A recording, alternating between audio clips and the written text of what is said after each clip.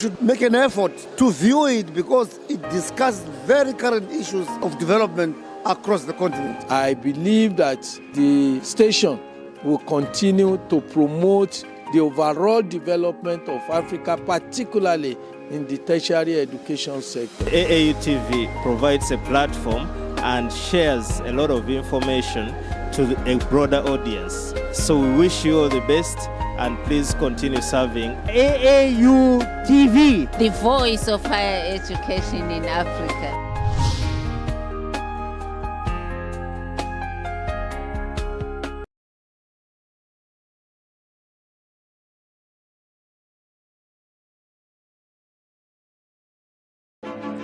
Explore a whole new world of exciting visuals with Aautv.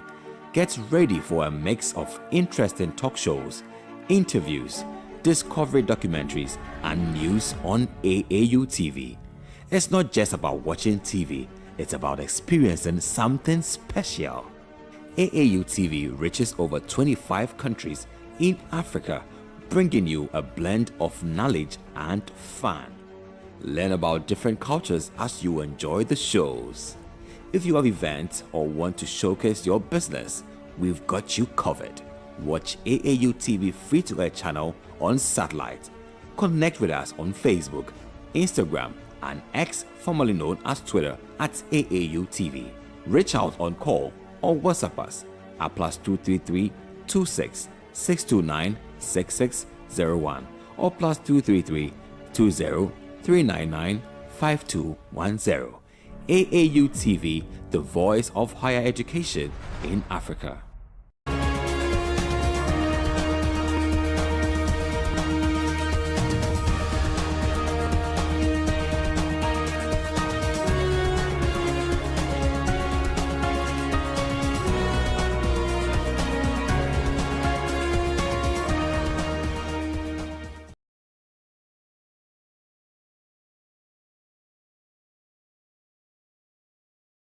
It's 12 o'clock GMT and you're welcome to the Aautv Midweek News. We're coming to you live from the headquarters of the Association of African Universities here in Accra, Ghana.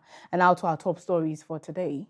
In higher education, AI reshapes graduate job hunt in South Africa. An inhaled boat passengers released after Ebola test. In entertainment, Funke Akindele announces new film release. An international, Netanyahu rejects Trump Gaza peace proposal. My name is Jemima, Deladem, Dotsey.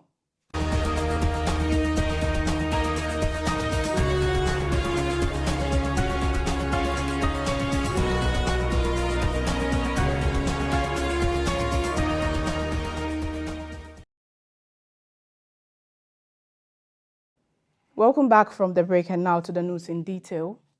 South Africa's leading employers are continuing to recruit graduates, but the growing use of artificial intelligence is making the transition from university to work increasingly difficult.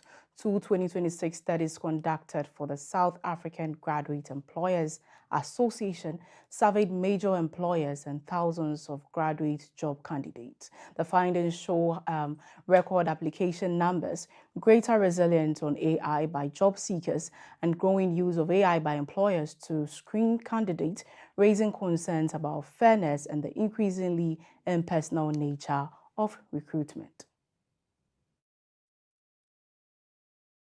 The employer survey covered 78 major organizations recruiting for about 5,500 graduate positions. It found that employers received an average of 138 applications for every graduate vacancy, the highest level recorded in 2 decades. Only about 12% of those applications resulted in a first-round interview. Research Director Tim Wise said the recruitment system was struggling to cope with the growing volume of applications, with numbers expected to increase further in 2027. The report also found that 88% of candidates used artificial intelligence during their job search, up from 63% in 2025 and 38% in 2024. AI was mainly used to prepare for interviews, draft CVs, and write cover letters. However, Some candidates also admitted using the technology during live interviews and final selection stages. Employers are also increasingly relying on AI to manage the growing number of applications. About 37% said they used AI for candidate screening, testing, or assessment. But the technology is creating concerns among job seekers. About 37% of candidates believe they had been rejected instantly because of AI-based screening. Researchers say the challenge now is to use AI without losing human element of recruitment, while ensuring that genuine skills, interest, and individual potential are not overlooked in an increasingly automated job market.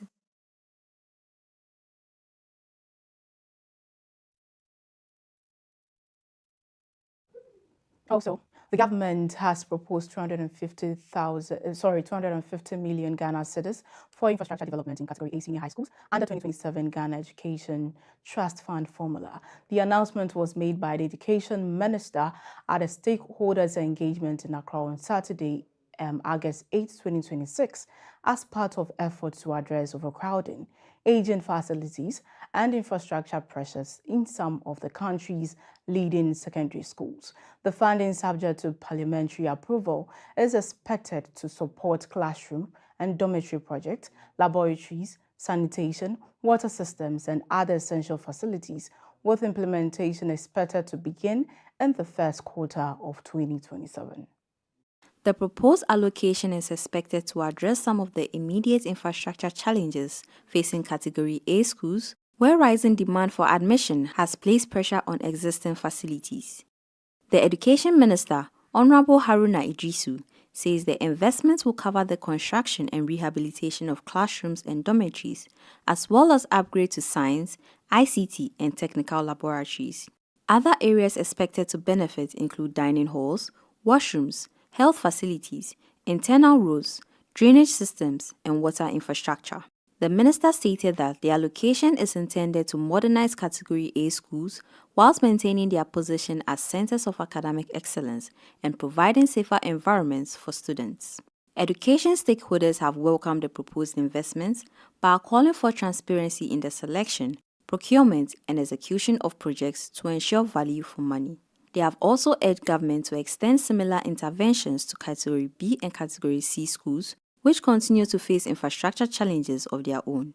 Under the proposed 2027 GET Fund formula, greater attention is also expected to be given to maintaining existing facilities, completing stalled projects, and developing climate-resilient infrastructure. The minister says a monitoring mechanism will be established to track projects' implementation and strengthen accountability. If approved by Parliament, the first phase of projects under the 250 million Ghana cedis allocation is expected to begin in the first quarter of 2027.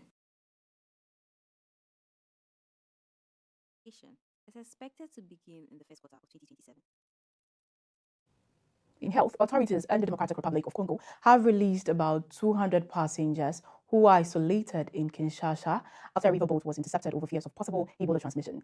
The vessel had carried a passenger who became ill and later died, raising concerns that the virus could spread along the Congo River route. However, health authorities say tests conducted on passengers found no Ebola infections. The incident has prompted increased surveillance of boats entering Kinshasa as the country strengthens efforts to contain the outbreak. The passengers were intercepted after the boat arrived in Kinshasa from Mongala province, which is not currently affected by Ebola. The concern arose after a passenger became seriously ill and was forced to disembark before later dying. No sample was taken from the deceased, making it impossible to confirm whether Ebola was the cause of death. 2 children and another adult also died while aboard the vessel. However, tests conducted on them were negative for the virus. Other passengers who developed symptoms were also tested, but no Ebola infections were detected. After CDC Director General Jean Kassiya says authorities tested all passengers, including those without symptoms, to ensure possible infections were not missed. The passengers were isolated while laboratory results were being processed and have since been released following the negative findings. Authorities are continuing to monitor boats traveling towards Kinshasa particularly those operating within 65 kilometers of the capital. Meanwhile, health officials are considering the use of existing Ebola vaccines as part of efforts to contain the outbreak, while further evidence is gathered on their effectiveness against the current strain.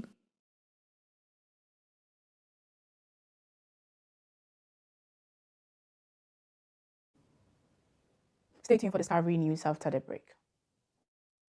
Are you a university, college, high school, private organization, NGO, individual professor, instructor, or facilitator seeking to take advantage of the numerous benefits of online education? Look no further. The AAU eLearn Africa LMS is a great opportunity to begin your journey to online course development and creation for teaching, learning, and training purposes. AAU eLearn Africa LMS, which is a partnership between the Association of African Universities and eLearn Africa, has made available ease to use online learning tools to all stakeholders within the educational ecosystem of the African continent. This is to enhance teaching and learning in the bid to expand online learning opportunities for students in Africa. The online platform is open and available for free to all stakeholders and facilitates virtual access to classes without needing the other tools such as Zoom, Microsoft Teams, among others.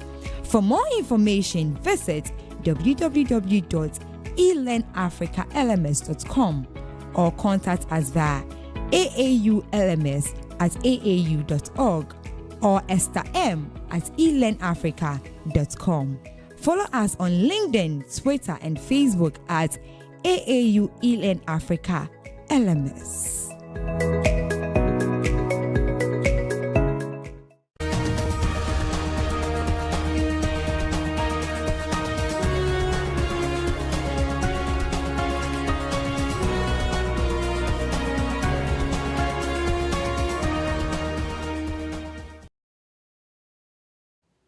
Welcome back from the break, and now to the Discovery story. South Africa has secured about $183 million at initiative investment for new hydrogen fund aimed at accelerating clean energy projects across the country. The investment was raised by Dutch investment manager Climate Fund Managers and with backing from the European Commission, South Africa's Public Investments Corporation, and other investors. The fund will support early-stage hydrogen and hydrogen derivative projects, helping them secure financing and move more quickly towards construction and commercial investments.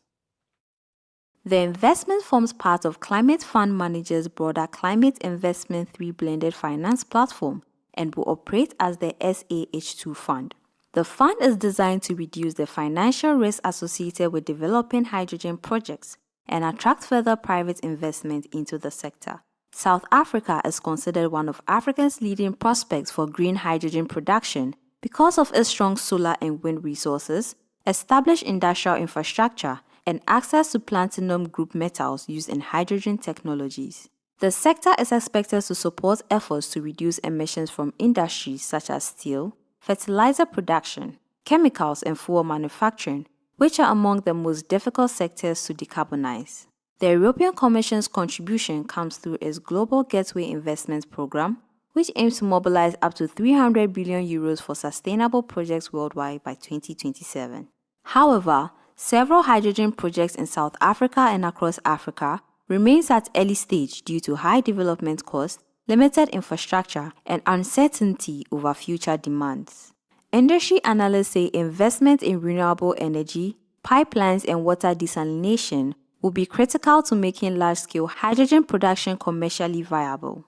The new funding is therefore expected to help unlock projects that could strengthen South Africa's position in the emerging global green hydrogen market.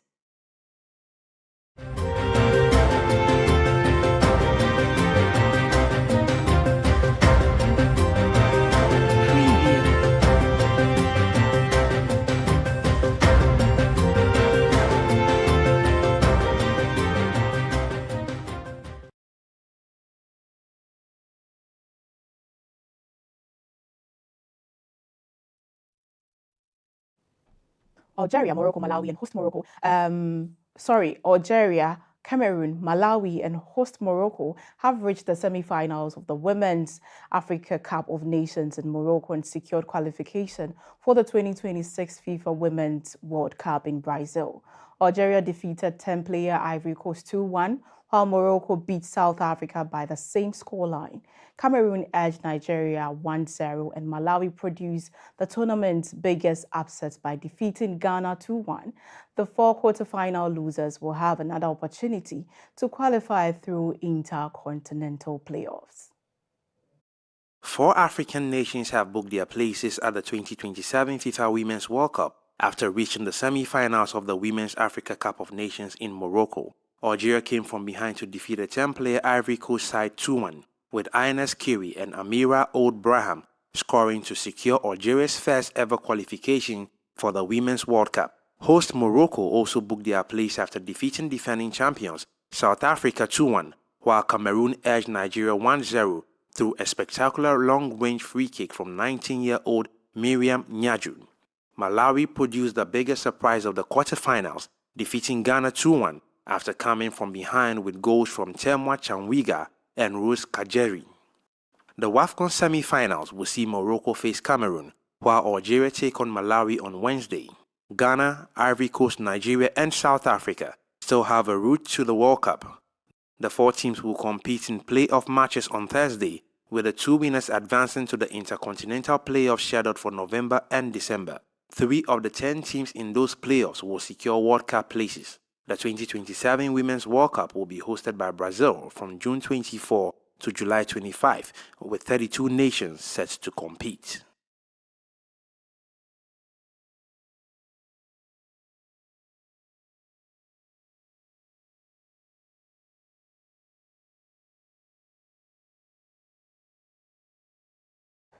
In entertainment, award-winning Nigerian filmmaker and actress Funke Akindele has announced the latest feature film, The Four, No One Fight Alone, scheduled for global cinema, released on December 11, 2026. Produced by Fun TV and distributed by Film One Entertainment, the drama explores friendship, motherhood, resilience, and the strength of women, featuring an all-star Nollywood cast. Award-winning Nigerian filmmaker and actress Funke Akindele is set to return to cinemas with her latest feature film, The Four, No One Fights Alone, scheduled for a global release on December 11, 2026. Produced by Funke Akindele Network and distributed by Film One Entertainment, the emotionally driven drama explores friendship, motherhood, resilience, and the power of unity. Set between the Odu community and the city, the film follows Esosa and 3 loyal women whose determination to secure the future of a young man they love puts their courage, faith, and relationships to the test. The production brings together a star-studded Nollywood ensemble, including Funke Akindele, Bisola Ayola, Chioma Akpota, Richard Mofe Damijo, Timini Egbuson, Lateef Adedimeji, Ali Nuhu, Uzo Arukwe, and Umni Toriola. Award-winning singer Waje and Afrobeat artist Shodi also feature in the production alongside other entertainment personalities. The film incorporates Nigerian music, fashion, language, and traditions while highlighting themes of hope, sacrifice, and cultural identity. The announcement follows another successful box office run for Funke Akindele, who has established herself as one of Nigeria's most commercially successful filmmakers through production including Omogeto, The Saga, Battle on Buka Street, A Tribe Called Judah, and Everybody Loves Jennifer. The Four, No One Fights Alone is expected to hit cinemas globally on December 11, 2026.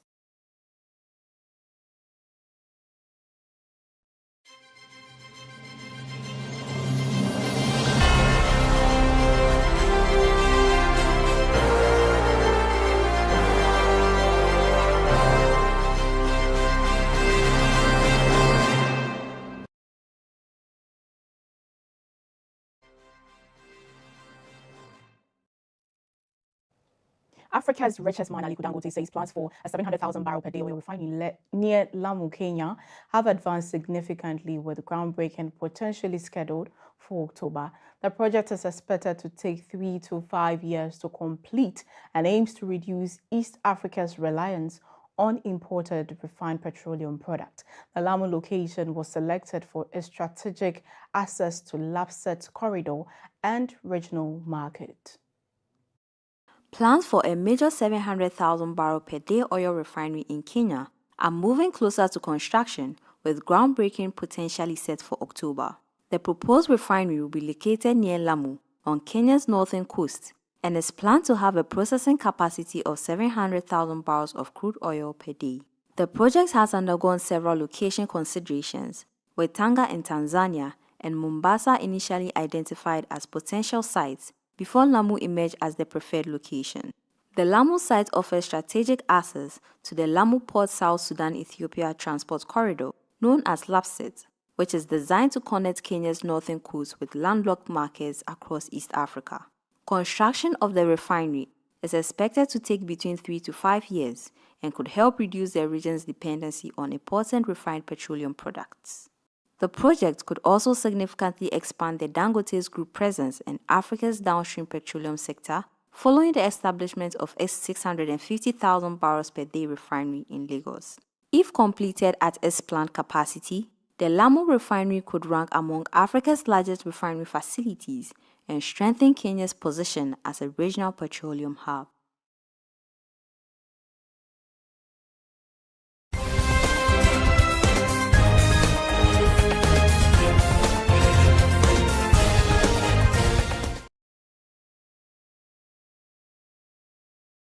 International, Israeli Prime Minister Benjamin Netanyahu has rejected a 15-point Gaza peace proposal put forward by U.S. President Donald Trump's Board of Peace. Netanyahu says Israel will not withdraw its forces from Gaza until Hamas is fully disarmed. Hamas, however, has reaffirmed its commitment to the proposal and called for the mediators and guarantors to ensure implementation of the ceasefire agreement. Fresh disagreements have emerged over the next phase of the Gaza ceasefire after Israel rejected a U.S.-backed peace proposal. Netanyahu says Israel will not withdraw its forces from the Gaza Strip until Hamas is fully disarmed, including the removal of its heavy and other weapons and military infrastructure. The disagreement comes as efforts continue to advance the second phase of a U.S.-brokered ceasefire agreement between Israel and Hamas. Trump's broader 20-point plan calls for Hamas to surrender its weapons and relinquish control of Gaza to a new technocratic Palestinian administration in exchange for an Israeli troop withdrawal, humanitarian assistance, and an international reconstruction efforts. Hamas has reaffirmed its commitment to the 15-point proposal and called on mediators, guarantors, and the Peace Council to ensure that all parties comply with the agreement and prevent violations that could undermine the ceasefire. Earlier in July, Hamas announced the dissolution of its government in Gaza to facilitate the establishment of a national committee for the administration of Gaza as part of the second phase of the plan. The latest developments highlight continuing differences between Israel and Hamas over the conditions for disarmament, Israeli withdrawal, and the future of governance of Gaza.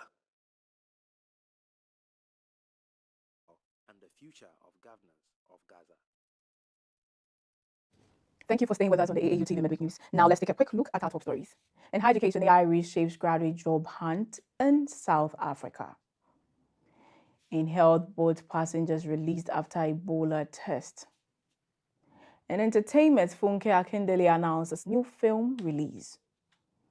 And in international, Netanyahu rejects Trump Gaza peace proposal. Now, thanks for sticking with us, and on the Aautv Midweek News, you can also get interactive with us on our various social media pages, Association of African Universities, on Facebook and YouTube. My name is Jemima, Deladem. Have a lovely day.